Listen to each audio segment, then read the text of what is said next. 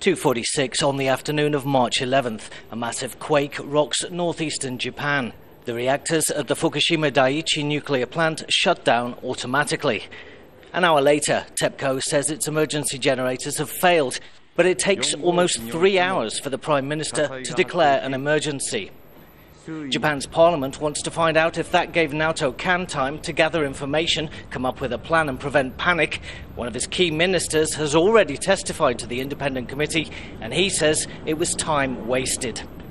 The government has to call an election in the next year and a half, so hardly surprising, many senior members of the ruling DPJ are trying to distance themselves from Naoto Kan. Take Banri Kaida. He was the Minister of Economy, Trade and Industry. On March 11th, he said that he went to see Kan that evening, urging him to call a state of emergency. He says it took 1 hour to convince the Prime Minister.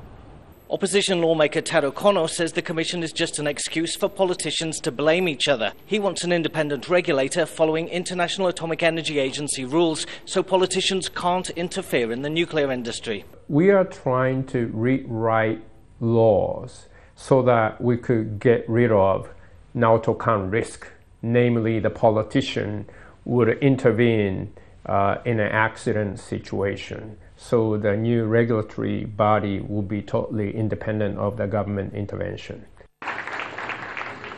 Kan resigned after members of his own party sided with opposition politicians who said they had no confidence in his leadership. One academic says he was forced out because he'd angered a powerful pro-nuclear lobby with strong political links. There is a record of TEPCO cutting corners, ignoring warnings. For example, they ignored centuries of geological evidence and a decade of scientific studies that showed that there was considerable risk of a massive tsunami hitting the Fukushima plant. They decided not to build a large seawall there, and the rest of Japan has paid the price. And while the investigation may help Japan learn from its mistakes, the knowledge won't remove the radiation from the exclusion zone around the Daiichi nuclear plant and make it safe enough for 160,000 people to return to their homes. Mike Firn, Al Jazeera, Tokyo.